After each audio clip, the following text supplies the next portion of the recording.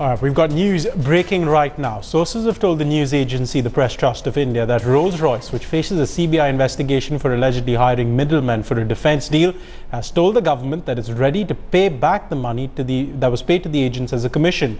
Our defense deputy editor Shiv Arur is on the phone line now for more details. Shiv, what are you hearing?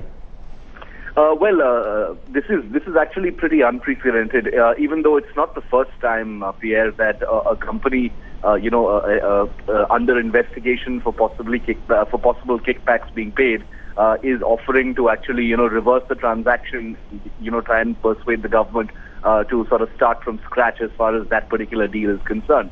But in this particular case, as far as the procurement procedure is concerned, there are no provisions for the government, to go back on its word. It's almost like a person defaulting on tax and then agreeing to pay that amount of tax and not the penalty.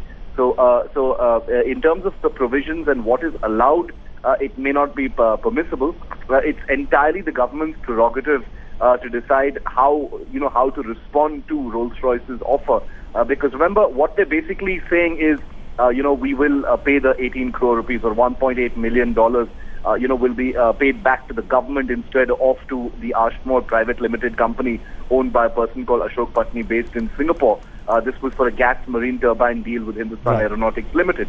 But once again, I stress that, that would basically be like the company saying we're willing to pay an 18 crore penalty instead of the massively more potential damage the company could face, in the event that, an indictment is handed down by the CBI, in which case it could have a cascading effect on a variety of deals that Rolls-Royce has not only entered into, but is expecting to enter into both in the civilian and military space. And that could run into many hundreds of crores of rupees. So it's not surprising to see that Rolls-Royce is trying to limit the damage.